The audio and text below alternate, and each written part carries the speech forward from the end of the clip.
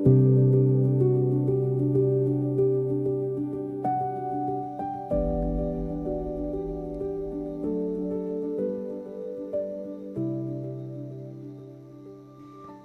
frères et sœurs.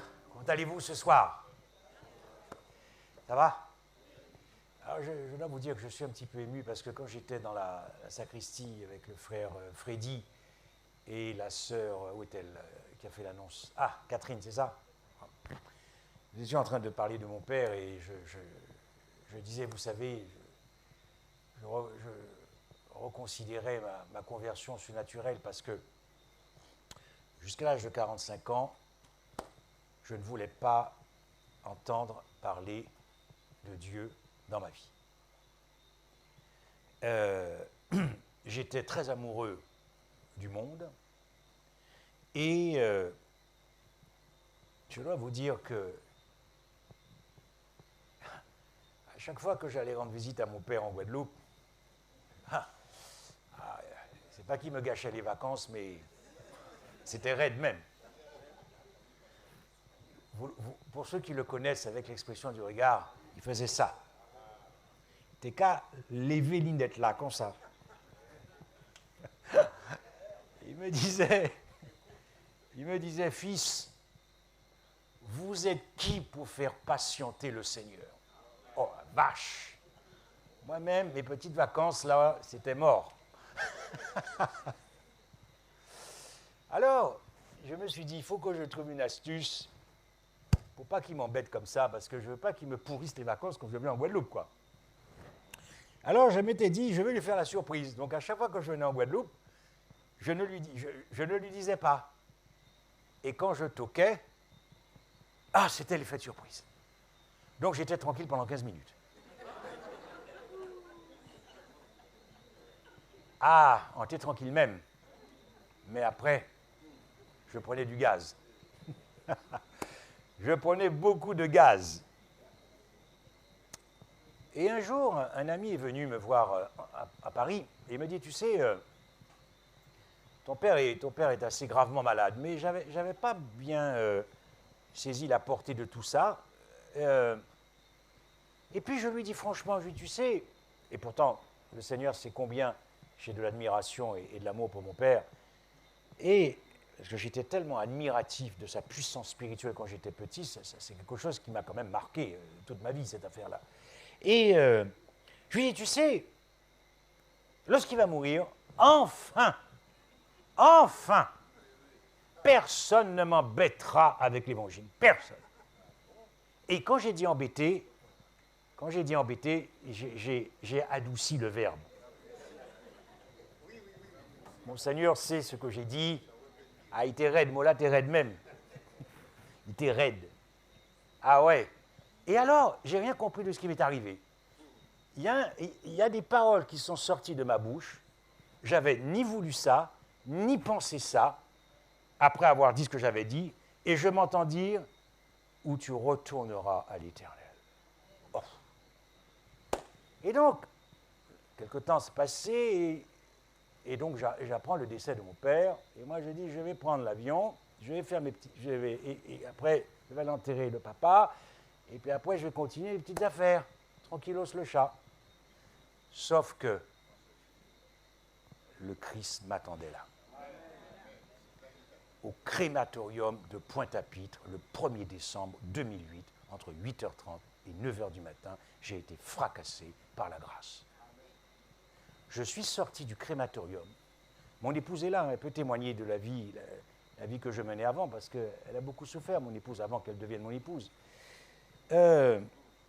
J'étais pas un antillais pour rien, pour faire très simple. Et donc, si vous voulez, je suis sorti du crématorium, j'ai éprouvé une paix comme j'avais jamais eu de ma vie. Un truc indescriptible. Et une joie. C'est-à-dire, alors que je ne voulais ni de Dieu, c'est pas comme si j'avais écouté un message, ça m'avait... Non, rien, c'était pas dans mes plans. C'était pas dans mes plans. J'ai compris que je ne serai jamais plus le même, mais sans savoir encore celui que j'allais devenir. Et quand je suis rentré à Paris, je ne sais pas ce qui s'est passé en moi, mais tout ce que j'aimais dans le monde, ça a disjoncté. Alors après, il y a tout un processus pour façonner le caractère, on est d'accord. Mais en tout cas, tout ce qui m'avait... Là où j'ai compris que j'étais vraiment converti, c'est que toutes les addictions où l'ennemi m'avait enchaîné, ça a explosé. J'ai même pas eu besoin de faire le moindre petit effort. Ça a explosé, et y compris même dans l'alimentation. Tout a explosé. Bien, alors, je n'avais pas prévu de vous dire ça. Je ne sais pas si ça me fait du bien parce que ça me rappelle les souvenirs. Le message de ce soir s'intitule Vierge amoureusement sage, amoureusement sage ou désespérément folle. Et j'ai ajouté, ça c'est pour vous taquiner un peu, renseignez-vous. Vous avez vu qu'hier soir, le titre était long, mais c'était Qu'en pensez-vous? Ce soir, c'est renseignez-vous, pour nous pousser à réfléchir, pour nous pousser à réflexionner, pour nous vraiment pousser à la réflexion, à penser et à avancer. Mais tout en restant dans le sujet, je voudrais achever le message d'hier par une petite histoire. C'est Paul, depuis tout petit, qui a une amie d'enfance qui s'appelle Virginie. Et ils grandissent ensemble, c'est des voisins comme ça. Puis à 17 ans, 18 ans, ils grandissent ensemble. Et puis à 20 ans, ils vont se fiancer, ils ont des projets de mariage. Et Paul va faire une méga surprise à Virginie, parce que Virginie est aveugle. Et donc Paul a entendu parler que dans un pays très très lointain, il y a un chirurgien qui fait des miracles et qui est capable de permettre aux aveugles, en fonction de leur pathologie, de retrouver la vue. Et donc il avait économisé, il fait la surprise à sa fiancée, elle est toute heureuse et elle s'en va dans ce pays très lointain. Bien. Alors au début, il y a une correspondance, elle écrit « je suis bien arrivé », etc., patati patata, patati patata. Bien. Et puis, l'opération se passe très bien, et quand elle va voir et ouvrir les yeux, et qu'elle va voir son beau chirurgien, elle va tomber amoureuse du chirurgien. Et elle va donc cesser d'écrire à son fiancé. Les années passent et c'est comme ça. Et puis, un jour, elle reçoit un courrier de son ex-fiancé. Un courrier rempli d'amour et de miséricorde. J'ai appris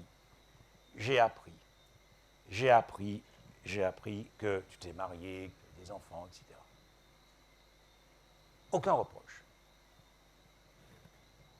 Et à la fin du courrier, il lui dit « Prends soin de tes yeux, car ce sont les miens. »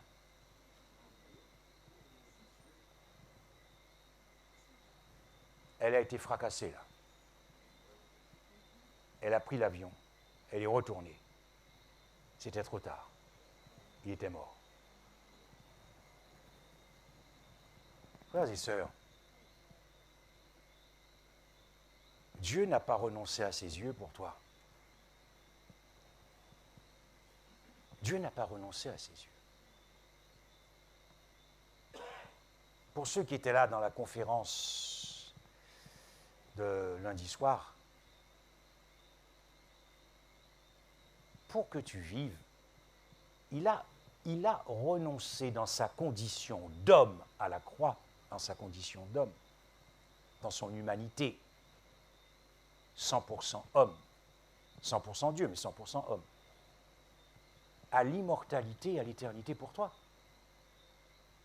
Car je vous l'ai dit, celui qui est pendu au bois s'appelle le péché. Sur sa carte d'identité, c'est écrit le péché. C'est écrit le péché. Nom, péché. Prénom, iniquité. Et à l'intérieur du péché, il n'y a pas de vie, il n'y a pas d'espoir, il n'y a pas de justification du péché devant Dieu. Et sur son passeport était tamponné maudit. Et il n'y a pas de rachat possible pour celui qui est maudit. Vous imaginez ce Dieu qui a vécu de toute éternité, dans sa condition d'homme, renonce à l'immortalité et à l'éternité dans son expérience subjective de perdition distincte de la foi pour des mecs comme vous et moi. Et nous savons que nous n'en valons pas la peine. Si ça ne te fracasse pas, je ne sais pas qu'est-ce qui peut nous fracasser, frères et sœurs. Je ne sais pas ce qui peut nous fracasser. Je vous dis ça parce que lorsque je me suis refait baptiser, parce que je me souviens, j'avais été baptisé la première fois à Sainte-Anne, je devais avoir 15 ans, 16 ans. Ah, le Seigneur quand même prend soin de ses enfants, même si je ne connaissais rien du Christ, hein, mais bon. Et mon frère, Christophe, qui est journaliste, a l'habitude de conserver des lettres. Et il y avait une lettre que papa avait envoyée, que j'ignorais, et le jour de mon baptême, il l'a lue. Et c'était une lettre un petit peu comme dans l'histoire, en parlant de moi, et j'ai appris que tu es en telle année d'études de droit, en Christophe aussi, etc. Et à la fin, un truc qui m'a fait pleurer quand je suis rentré dans les eaux du baptême. Christophe qui dit ça pour moi, et qui dit, papa qui nous dit, qu'avez-vous fait de vos promesses?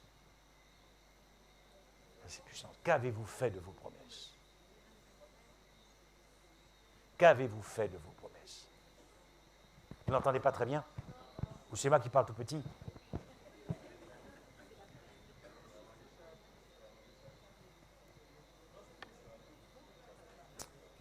Yes. Bien. Alors, je vous invite à ouvrir avec moi dans le Cantique des Cantiques, au chapitre 5. Le Cantique des Cantiques, au chapitre 5. Le Cantique des Cantiques, c'est un livre, c'est pour les amoureux du Christ. Hein. Alors, à partir du verset 2, Cantique des Cantiques, chapitre 5, à partir du verset 2. J'étais endormi, mais mon cœur veillait. C'est la voix de mon bien-aimé qui frappe. Ouvre-moi, ma sœur, mon amie, ma colombe, ma parfaite, car ma tête est couverte de rosée et mes boucles sont pleines des gouttes de la nuit. J'ai ôté ma tunique, comment la remettrai-je? J'ai lavé mes pieds, comment les salirai-je? Mon bien-aimé a passé la main par la fenêtre et mes entrailles se sont émues pour lui. Je me suis levé pour ouvrir à mon bien-aimé, et de mes mains a dégoûté la myrrhe, de mes doigts la myrrhe répandue sur la poignée du verrou. J'ai ouvert à mon bien-aimé, mais mon bien-aimé s'en était allé. Il avait disparu. J'étais hors de moi quand il me parlait. Je l'ai cherché et je ne l'ai point trouvé. Je l'ai appelé et il ne m'a point répondu. L'os de ce passage, la colonne vertébrale de ce passage, c'est le bien-aimé qui vient rendre visite à sa bien-aimée. C'est pas beau, ça? La rédemption, c'est un tomber, c'est un fall in love. Hein? C'est un tomber dans l'amour, la rédemption. Le bien-aimé. Mais alors, il vient rendre une visite inattendue à sa bien-aimée. Il vient probablement très tôt à l'aube ou la nuit. Et le texte nous fait comprendre que comme il y avait déjà des gouttes pleines dans ses cheveux, etc., que ça faisait quand même déjà depuis quand même pas mal de temps hein, qu'il frappait à la porte et qu'il appelait sa bien-aimée. Vous savez que nous aussi, nous aurons une visite inattendue du bien-aimé. Lorsque notre nom sera appelé dans le lieu très saint du sanctuaire céleste. J'appelle ça la visite amoureuse du bien-aimé. qui veut te présenter comme étant son épouse. Donc nous aurons tous droit à une visite inattendue aussi. La question, c'est de savoir si on sait que c'est mon mariage qui se joue là-haut. Alors, vous avez remarqué que dans ce texte, il y a des excuses. Elle est un petit peu, au départ, elle refuse de se lever. Beaucoup ont du mal à prendre position pour le Christ. Et c'est là le mystère quand même du péché. Car refuser de prendre position pour le Christ, c'est résister à l'amour. C'est résister à l'amour. Or, que l'on soit croyant ou pas croyant, on est tous en quête d'amour. Quelles que soient les nations, on est tous en quête d'amour. Quelles que soient les nationalités sur cette terre, nous avons tous en commun le désir d'aimer et le désir d'être aimé. Et pourtant, nous rejetons Dieu, qui est véritablement la quintessence même de l'amour. Donc, elle hésite. Et vous observez que, à l'occasion de cette visite inattendue, elle n'a pas sa tunique. Cela me fait penser à Apocalypse 16, verset 15. « Voici, je viens comme un voleur. » Voyez un peu cette visite inattendue. « Heureux celui qui veille et qui garde ses vêtements. » Nous sommes la bien-aimée, nous attendons le bien-aimé. Nous attendons le bien-aimé parce que lorsqu'il va revenir nous chercher, c'est pour ensuite faire la fiesta. On part en lune de miel. Les noces ont lieu actuellement, et lorsque le mariage est fait, il vient chercher son épouse. Et on part bourlinguer lune de miel ou lune de ciel. Voyez? Donc, ici, heureux celui qui veille et qui garde ses vêtements, afin qu'il ne soit pas nu et qu'on ne voit pas sa honte. Alors, ce texte nous fait penser aussi à la parabole de l'habit de noces, ou à ce texte qui est actuel pour nous, Apocalypse 19, verset 8, 7, les noces de l'agneau sont venues et il lui a été donné de se revêtir d'un fin lin. Voilà. Chers amis, c'est le temps des amours. J'aime beaucoup ce passage dans Ézéchiel 16, verset 8. « Je passais près de toi, je te regardais, et voici, ton temps était là, le temps des amours. Je couvris ta nudité, et je te jurai fidélité. Je fis alliance avec toi, et tu fus à moi. » C'est le temps des amours. Donc, comme je vous l'ai dit, la fiancée, au départ, elle refuse, elle a un certain nombre de prétextes, pas très sérieux. Et puis, quand elle va se décider,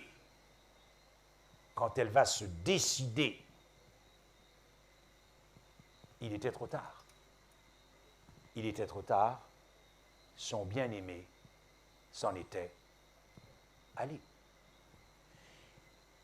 Lorsque le Christ frappe à l'église de Laodicée, quelqu'un entend, vous voyez comment tout de suite c'est l'amitié de Jésus. Je souperai avec toi et lui avec moi. Je sais à peu près ce dont il discuterait au niveau du souper. Il parlerait de sa gloire, c'est-à-dire de sa mort. Et le texte d'Apocalypse 3 est directement tiré de ce passage du Cantique des Cantiques, où le bien-aimé frappe à la porte. Alors, il est à moitié endormi. Là, ça nous fait penser naturellement aux vierges sages et aux vierges folles. D'où le titre de ce message, amoureusement sage, ou désespérément folle, ou dangereusement folle. Vous savez, avant de fusiller les vierges folles, considérons quand même ceci. Elles sont au bon endroit, puisqu'elles sont en compagnie des sages. On ne peut quand même pas rêver mieux. On ne peut quand même pas rêver mieux, quand même. Elles sont au bon endroit, puisqu'elles s'assiedent dans l'église à côté des sages. Donc elles sont au bon endroit. elles sont en bonne compagnie. Et pourtant, elles sont folles. Bien. Avant de les fusiller, elles sont quand même dans la bonne église, puisque c'est là que se trouvent les vierges sages. Et quand on voit la multiplicité maintenant des religions, on se dit qu'elles ne sont pas si folles que ça, puisqu'elles sont dans la bonne église. Et pourtant, elles sont folles. Elles sont dans la même religion, puisqu'elles ont les mêmes lampes que les sages. La lampe, ça peut représenter justement la profession de foi ou la dénomination religieuse. Donc, elles sont dans la bonne église. Elles sont dans la bonne religion. Elles apprécient les sages. Elles ont les mêmes doctrines que les sages. Elles partagent la vérité que les sages. Elles sont aussi enthousiastes à proclamer la vérité que les sages, mais, elles sont folles. Mais, plus encore, elles sont là aussi au bon moment. Au bon moment, elles attendent, comme les sages, le retour de Jésus-Christ. Et cependant, le texte nous dit qu'elles sont folles. Moi, j'ai dit, Seigneur, c'est quand même incroyable cette affaire.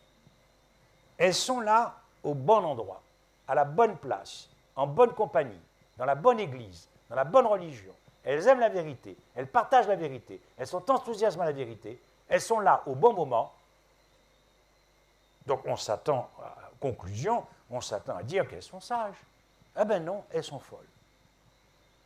Elles sont folles parce que ce qui leur manque, c'est de la vie spirituelle. C'est de la vitalité spirituelle. C'est de l'intimité avec la famille divine. C'est-à-dire qu'elles font du surplace. Elles n'avancent pas, comme dans un état d'immobilisme. Il n'y a plus de croissance spirituelle. Il ne se passe plus rien dans leur vie. Et que finalement, ce qui les maintient au bon endroit, dans la bonne église, dans la bonne religion, à la bonne place et au bon moment, ce qui les maintient, c'est uniquement une habitude religieuse, une pratique religieuse, de la routine, du formalisme religieux, du rituel. C'est la raison pour laquelle elles sont considérées comme folles, parce que le Saint-Esprit s'est éteint en elles. Vous pouvez chanter et apprécier les chants par habitude, par routine, parce que ça vous fait plaisir, parce que ça vous fait déhancher un peu, mais le Saint-Esprit n'est pas là. Madame White, dans la parabole, elle dit bien hein, qu'elles aiment la vérité, elles partagent la vérité. Ça me fait penser à deux rabbins. Les mecs qui passent toute la nuit à se poser la question de savoir si Dieu existe. Et à la fin de la nuit, ils concluent avec foi que Dieu n'existe pas. Alors ils se disent, chacun rentre sous sa tente. Le lendemain matin, le rabbin se lève et il ne voit pas son ami. Il le cherche dans toutes les pièces et il ne voit pas le rabbin. Et puis, de manière très inattendue et très étonnée, il s'aperçoit que son ami rabbin est en train de prier dans le jardin. Alors il ne comprend pas.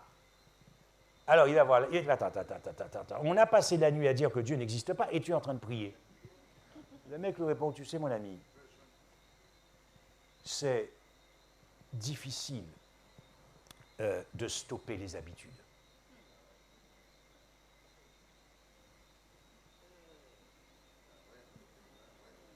C'est difficile de se débarrasser d'une pratique religieuse. Surtout lorsque cette pratique religieuse est enchâssée dans une éducation. Et pourtant, il nous faut éduquer. Moi, souvent,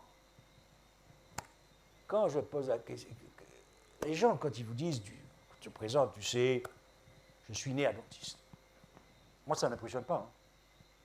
Je suis né adventiste. Et pourtant, c'est une grâce. Et pourtant, c'est une bénédiction. Mais dans les temps qui courent, ça ne m'impressionne pas. Mes parents sont adventistes. Mes grands-parents sont adventistes. Nous sommes adventistes depuis la 3e et 4e génération. Et moi, je dis, quand est-ce que tu as rencontré Christ? Ou alors, il me dit, mon père est pasteur, mon grand-père est pasteur, mon arrière-grand-père est pasteur, la 4e génération des pasteurs, il n'y a que des pasteurs dans la famille. Mais alléluia. Mais toi, quand est-ce que tu as rencontré Christ? Parce que moi, ce qui m'intéresse, ce n'est pas ta naissance, c'est ta nouvelle naissance. Vous voyez?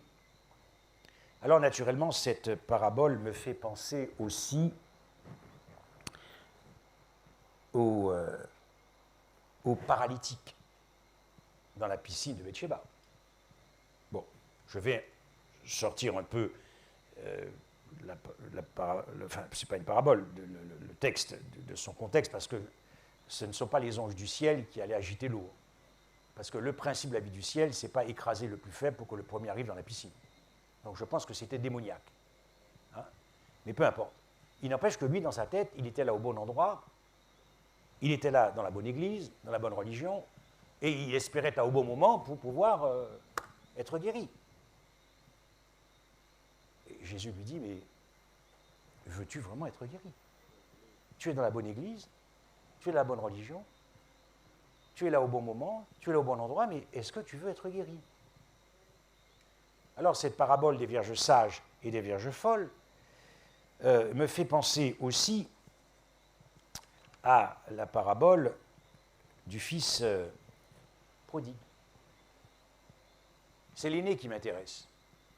Quand on prêche là-dessus, on prêche plutôt sur le cadet qui est allé vivre avec les porcs. Mais moi, c'est l'aîné qui m'intéresse. Parce que lui, l'aîné, il est resté dans la bonne église. Il est resté dans la bonne religion. Il a été correctement enseigné. Il était là en bonne compagnie avec son père. Il était là à la bonne place. Et il attendait le bon moment, l'héritage.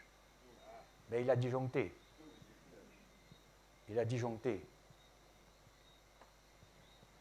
Cette parabole des vierges sages et des vierges folles me fait penser aussi à la parabole de l'habit de noces. Alors lui aussi, c'est pareil. On ne peut pas dire qu'il n'est pas au bon endroit. La salle des noces. Il est rentré. Donc, il était en bonne compagnie. Il était dans la bonne église. Il était dans la bonne religion. Il était là aussi, il croyait être là au bon moment. Mais vous savez ce qui lui a été dit. Mais mec, t'es là, mais t'es venu que pour la récompense, t'es venu que pour manger, quoi, faire la fiesta. Mais où sont tes habits? Où sont tes habits?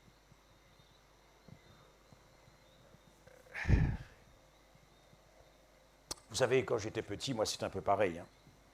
Je pense que Dieu me fasse grâce que je sois devenu une vierge sage, mais quand j'étais petit, rétrospectivement, j'étais une vierge folle.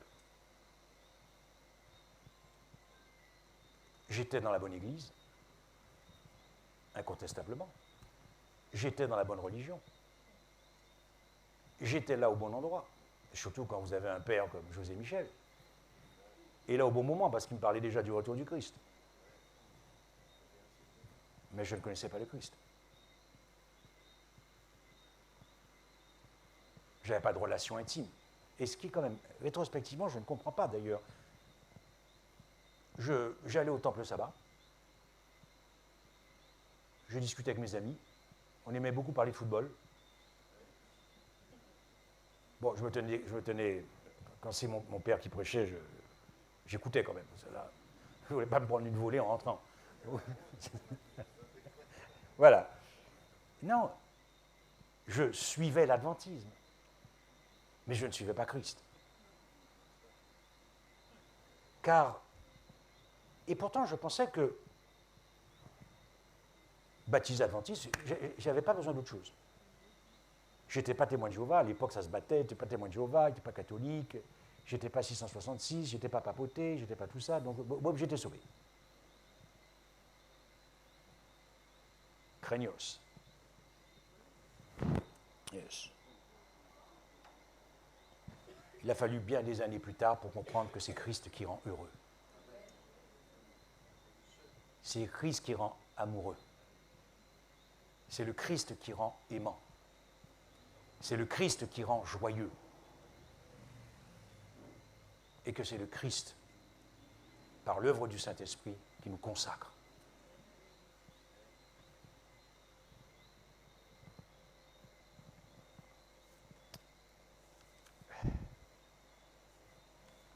Les Vierges folles ont une foi que je qualifierais de nominale, technique,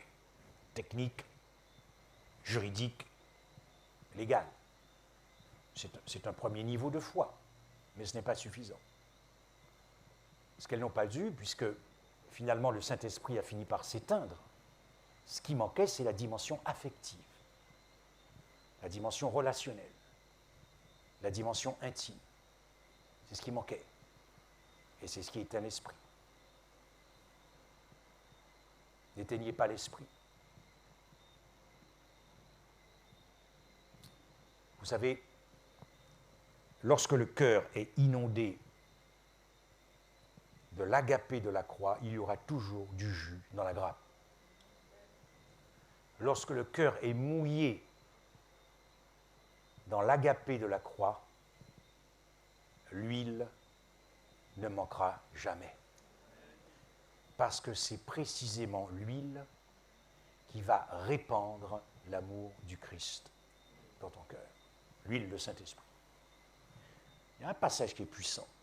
On n'a pas suffisamment observé ce texte. C'est dans Romains 5, je crois, à partir du verset 5 ou 6. Vous savez, 6, où il dit que l'espérance ne trompe pas parce que l'amour de Dieu est répandu dans nos cœurs par le Saint-Esprit. C'est le verset après qui m'intéresse. Car, observez bien la démonstration de Paul, parce que maintenant Paul va nous dire comment le Saint-Esprit va répandre l'amour du Christ dans nos cœurs. Car lorsque nous étions encore pécheurs, Christ, au temps marqué, est mort pour des...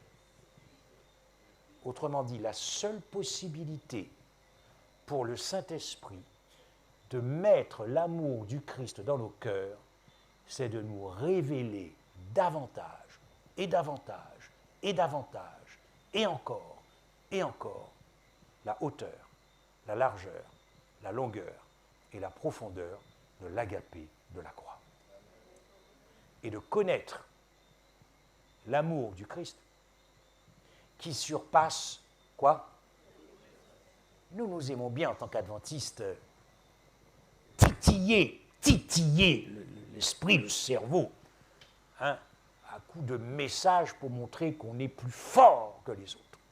Yes, sauf que précisément, la croix dépasse toute connaissance. Et je serais même tenté de dire que la croix dépasse toute omniscience. C'est pour vous dire qu'il y a tellement de profondeur à dire là-dessus qu'on a baissé les bras. Et on se contente de si peu. On se contente des miettes de ce que l'on a bien voulu apprendre pour le baptême. Et puis après, terminé, on passe à autre chose. Vous voyez, la seule possibilité. En Éden, nous avons perdu l'amour, je l'ai dit hier. C'est comme si nous avions mis un bras fermé, les poings fermés au visage de Dieu, un bras d'honneur à l'amour, un attentat contre l'amour. Le péché, la transgression, c'est un attentat contre l'agapé de Dieu. C'est un coup d'État contre l'agapé de Dieu. C'est le viol de l'agapé de Dieu. Et la seule possibilité pour le Saint-Esprit de nous rééduquer dans cet amour que nous avons perdu, c'est de nous révéler les profondeurs de Jésus-Christ crucifié. Vous savez, si vous aviez eu la sagesse et l'intelligence d'inviter l'apôtre Paul à ma place, c'est parler nous qu'à parler, parce que ne dites pas que frère Michel croit que l'apôtre Paul peut venir encore prêcher ici. Hein.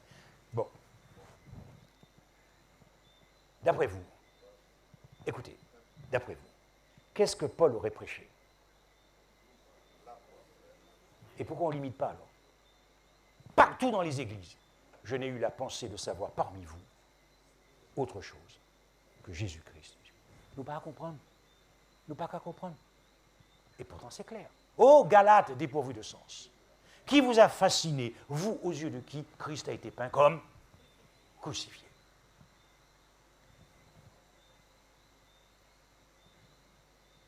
C'est pour ça que nous manquons d'amour. Parce que le Saint-Esprit ne peut pas le mettre, puisqu'il voudrait bien nous révéler, mais pour ça, il a besoin de notre collaboration. Vous comprenez? Yes. S'il n'y a plus d'huile, il n'y a plus de lumière. Et cette lumière, dans un cœur, elle sera toujours allumée parce qu'elle est ramenée par le Saint-Esprit à la contemplation de la croix. J'aime beaucoup ce texte dans le Cantique des Cantiques, c'est toujours chapitre 2 et 3, qui dit « Ne réveillez pas l'amour avant que l'amour ne le veuille. » Oh, qu'est-ce que j'aime ça. Ne réveillez pas l'amour avant que l'amour ne le veuille. La question est, quel est le combustible que tu utilises pour allumer l'amour? Quel est le combustible? Avec quel bois tu te chauffes pour embraser l'amour dans ton cœur? Alors, je vais vous donner un petit secret, le combustible avec lequel je me chauffe. Mais pour vous donner une idée, j'aimerais que nous puissions chanter ensemble la première strophe du 73, « 10 000 louanges ».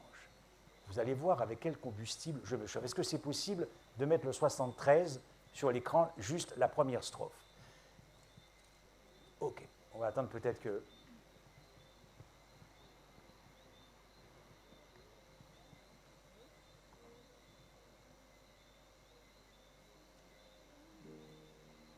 Ce qui est bien ici, c'est qu'il n'y a pas besoin de faire des répétitions avant.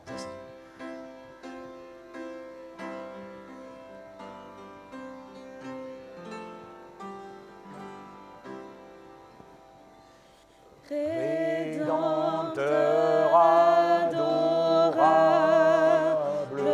sur la croix attaché,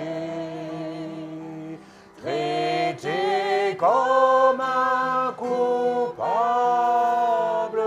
brisé pour mon péché. Ton angoisse suprême, ta douleur, ton tourment, me dis je vois, je t'aime, j'ai pris ton châtiment. Amen, amen, amen. Merci au pianiste. Dans Proverbe 26 et verset 20, il est écrit « Faute de bois, le feu s'éteint ». Waouh! Quel puissant verset, ça.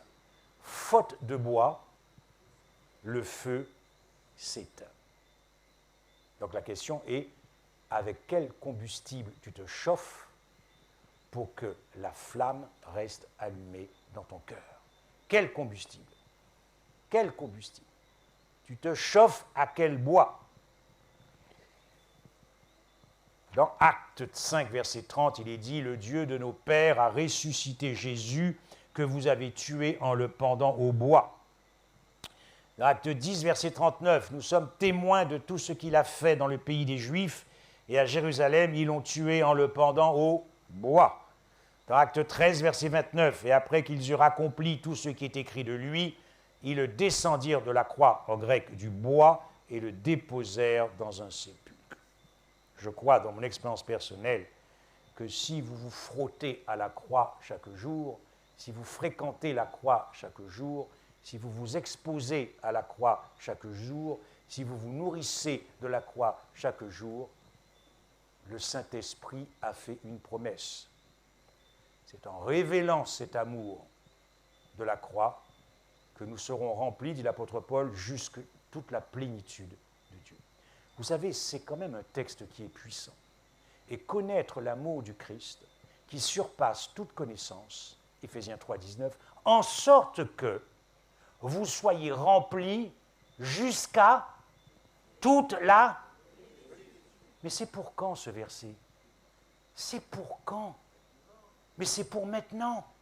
Ce sont les noces, c'est le temps des amours. On devrait prêcher la croix comme jamais on a prêché la croix. C'est le temps des amours. C'est le temps où nous puissions être remplis, complètement allumés pour Jésus-Christ. Que cet amour s'embrase. Et nous n'aurons plus de semaine de réveil et de réforme. Ça, c'est sûr.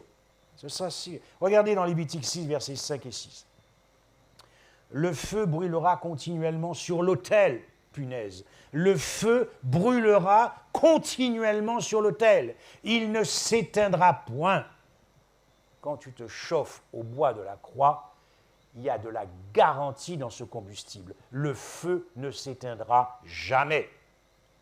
Le feu brûlera sur l'autel, il ne s'éteindra point. Chaque matin, le sacrificateur y allumera le bois. Je vous invite à prendre dans Exode 15, à partir du verset 22. Alors, Exode 15, à partir du verset 22. Moïse fit partir de la mer Rouge. Ils prirent la direction du désert de Chour, et après 3 journées de marche dans le désert, ils ne trouvèrent point d'eau. Ils arrivèrent à Mara, mais ils ne purent pas boire l'eau de Mara parce qu'elle était amère. C'est pourquoi ce lieu fut appelé Mara. Le peuple murmura contre Moïse en disant « Quoi boirons-nous » Moïse cria à l'Éternel, et l'Éternel lui indiqua un bois qu'il jeta dans l'eau, et l'eau devint. Yes, si tu te frottes à la croix, tu deviendras doux. Si tu te frottes à la croix, tu deviendras patient. Si tu te frottes à la croix, tu deviendras humble. Tu ne seras plus amer pour tes frères. Tu deviendras un semeur de paradis pour tes frères. Une source de bénédiction dans l'Église. Incroyable. Mais faute de bois, le feu s'éteint. Je vous invite à prendre un autre texte avec moi dans 2 Rois 6. Dans 2 Rois 6, et je vais lire à partir du verset 1er. 2 Rois 6. Les fils des prophètes dirent à Élisée, voici le lieu où nous sommes assis devant toi est trop étroit pour nous. Allons jusqu'au Jourdain, etc., etc. Je vais avancer un petit peu. Vous connaissez ce texte, verset 4, il partit donc avec eux. Arrivés au Jourdain, ils coupèrent du bois. Et comme l'un d'eux abattait une poutre, le fer tomba dans l'eau. Et il s'écria, mon Seigneur, il était emprunté. L'homme de Dieu lui dit, où est-il tombé? Il lui montra la place. Alors Élisée coupa un morceau de... Vous voyez, quand vous placez la croix dans les textes, comme clé, vous avez tout de suite de la profondeur, tout de suite dans les textes. Si avec la croix, ça ne marche pas, vous utilisez le conflit cosmique. Si avec le conflit cosmique, ça ne marche pas, vous utilisez l'incarnation, les 2 Adams, l'alliance, vous voyez. Mais tout de suite, vous avez de la profondeur. Le bois. Donc, si j'ai bien compris, le bois a surnaturellement attiré, par l'effet attraction surnaturelle du bois, le fer a surnagé. Incroyable. Et lorsque le Fils de l'homme aura été élevé, j'attirerai tous les hommes à moi. Vous savez maintenant quel type de message il faut pour attirer les hommes à Christ. C'est le Christ lui-même qui le dit, car il le dit, hein. Et lorsque le Fils de l'homme aura été élevé, vous connaîtrez qui je suis. Celui qui comprendra les profondeurs de la croix ne sera jamais une vierge folle. Jamais, ce n'est pas possible, parce que c'est le bois de la croix qui rend amoureux de la famille divine. Nous avons un épisode que nous connaissons bien aussi dans Nombre. Dans Nombre 21. Moïse fit un serpent d'airain et le plaça sur une perche. Les commentateurs s'accordent à dire que sur le poteau, c'était un poteau en bois. Et quiconque avait été mordu par un serpent et regardait le serpent d'airain conservait la... Ok. Je voudrais partager avec vous, je me suis imaginé cette scène. Je suis avec vous, nous sommes dans le désert, et là, il y a un paquet de serpents autour de nous. Un paquet de serpents à sonnette, un paquet de cobras, toutes sortes de serpents venimeux. D'accord? Et moi, je suis là et je vois que, en cas, vous voyez ce serpent-là, qui a commencé à tourner à d'un pied en moins, à m'enlacer. Et Moïse me dit, regarde à la croix, au poteau. Alors, Et puis, petit à petit, quand je vois que le serpent commence à tourner de moi, d'accord, eh bien, je suis comme ça pour éviter la morsure. Et je ne me rends même pas compte que je n'en regarde plus à la croix. Nous qu'à coûter toute bitin. Nous qu'à avouer toute bitin, mais nous avons perdu la face du Christ.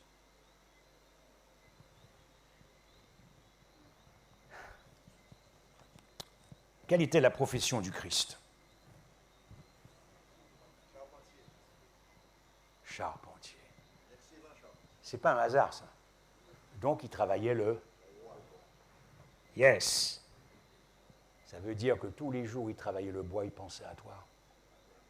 Et ça allumait l'amour dans son cœur. C'est pas pour rien qu'il était charpentier, menuisier, constructeur. Il travaillait le bois. Il n'y a pas un jour, depuis qu'il avait dit que je dois m'occuper des affaires de mon père, quand il commençait à travailler le bois, il attendait son heure. Il attendait l'heure de se perdre pour te dire à quel point il t'aime, personnellement, individuellement, à titre privé et exclusivement. Tu as Dieu que pour toi tout seul. C'est quand même incroyable, cette affaire. Yes. Le bois de la croix, c'est la face du Christ. Je vais conclure. Lorsque Jean a écrit le livre de l'Apocalypse, ce n'était pas le dernier livre qu'il a écrit. Il a écrit l'évangile de Jean après avoir écrit l'Apocalypse. Bien. Sauf que Jean, lorsque nous prêchons sur l'Apocalypse, nous prêchons sur les visions qui ont été révélées à Jean. Bien. OK. Mais Jean avait compris, comme je l'ai dit, que la star de l'Apocalypse, c'est l'agneau immolé. Jean avait compris, dans toutes les visions qu'il a reçues, du chapitre 21 jusqu'au 22, que la star de l'Apocalypse, ce n'est pas la bête, ce n'est pas la papauté. Moi, je connais des frères et sœurs, au lieu d'avoir les regards sur le Christ, ils n'ont qu'à regarder agenda à papla. Mais c'est quoi cette affaire? Moi, je l'ai dit, tu sais, à force de regarder la papauté, à force de regarder le 166 et la marque de la bête, tu finiras par prendre ce que tu regardes. D'accord? Là où est ton cœur, là où sera, ou l'inverse, dans les deux sens, ça marche. Et donc, si Jean avait été comme bon adventiste, là, mais il aurait fait un commentaire de l'Apocalypse dans le livre de Jean. Au chapitre 1er, verset 29, « Voici l'agneau qui ôte le péché du monde. » Le bois de la croix, le combustible, la face du Christ. Au chapitre 2, « Détruisez ce temple, et je le relèverai en 3 jours. » Au chapitre 3, devant le grand docteur Nicodème, qui vient de la nuit en douce, pour ne pas être repérable, ni repéré, il va lui dire, et comme Moïse éleva le serpent dans le désert, il faut de même que le Fils de l'homme, le bois de la croix, la face du Christ. Au chapitre 4, c'est la Samaritaine, n'est-ce pas? Et il va dire à la Samaritaine, si tu connaissais le don de Dieu, le don de Dieu, nous sommes à la croix. Au chapitre 5, c'est le fameux paralytique. Et quand il lui dira, veux-tu être guéri? À quoi le Christ pensait-il? Quand le prophète Ésaïe disait, et par ses meurtrissures, nous sommes guéris. Au chapitre 6, il va dire, et le pain que je donnerai, c'est ma chair que je donnerai pour la vie du monde. Le bois de la croix, la face du Christ. Au chapitre 7, il dira, mon temps n'est pas encore venu. Au chapitre 8, il dira, et lorsque vous aurez élevé le Fils de l'homme, vous connaîtrez qui je suis, la face du Christ. Au chapitre 10, il dira, je suis venu afin que les brebis aient la vie, et qu'elles soient dans l'abondance. Le bois de la croix, la face du Christ. Au chapitre 12, Il dira, si le grain de blé tombé en terre ne meurt point, il reste seul. Mais s'il meurt, la croix qui structure l'univers. Parce que Jésus a dit au chapitre 6, verset 40, que la volonté de mon Père est que quiconque voit le Fils et croit en lui ait la vie éternelle. Le mot voir en hébreu ici, vous comprenez bien que ce n'est pas voir comme je vous regarde. Sinon, ce texte n'aurait concerné que tous ceux qui auraient vu physiquement le Christ dans les jours de sa chair, de l'incarnation. Mais non, puisqu'on voit bien que ça a une portée pour tous les croyants de l'histoire de la race humaine, puisqu'il dit « je le ressusciterai au diable ». La volonté de mon Père est que quiconque voit la face du Christ. Parce que c'est le seul moyen pour le Saint-Esprit de nous révéler et de nous remplir de l'amour de Jésus-Christ. Si ce soir, vous avez compris que vous n'avez peut-être pas suffisamment étudié la croix, que vous n'avez peut-être pas suffisamment sondé les profondeurs de l'amour, alors nous allons nous lever. Nous allons prier Dieu. Nous allons demander pardon à Dieu. Et nous allons demander au Saint-Esprit, en nous baptisant d'un nouveau baptême de l'Esprit, qu'il vous mette dans vos cœurs et dans le mien le désir d'approfondir son sacrifice.